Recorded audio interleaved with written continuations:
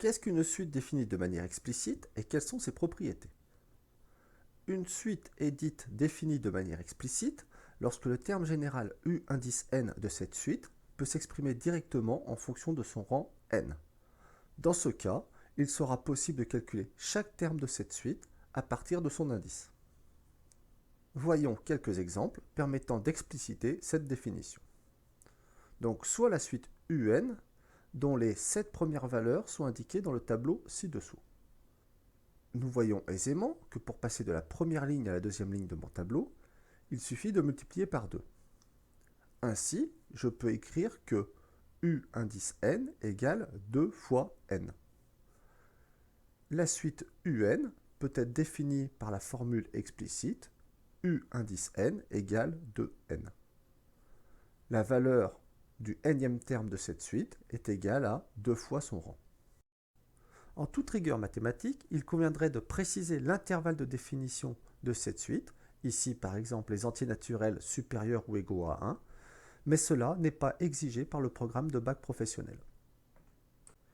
Étudions maintenant un deuxième exemple, soit la suite Vn, dont les 6 premières valeurs sont recensées dans le tableau ci-dessous. L'analyse du tableau nous indique que pour passer de la première ligne à la deuxième ligne, il faut faire plus 5.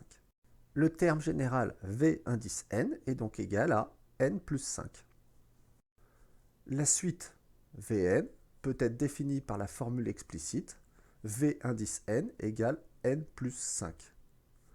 La valeur du terme recherché est égale à son rang auquel j'ajoute 5. Maintenant que nous savons ce qu'est la définition explicite d'une suite, voyons comment utiliser cette formule pour calculer le nème terme de la suite. Pour calculer le nème terme d'une suite définie de manière explicite, il suffit de remplacer le rang n par la valeur souhaitée et d'effectuer le calcul demandé. Par exemple, soit la suite UN définie par la relation U indice n égale n au carré plus 7. La valeur du nème terme de cette suite est égale à son rang élevé au carré plus 7.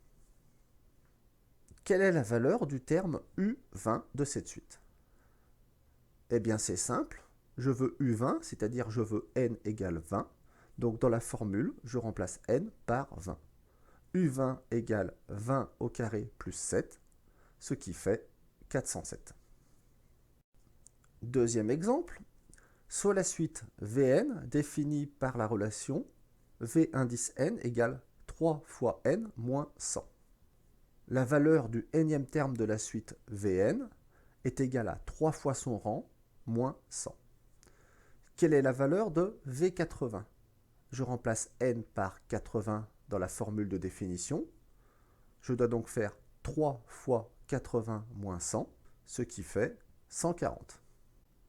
Un dernier exemple, soit la suite Wn définie par la relation W indice n égale moins 5n plus 1000.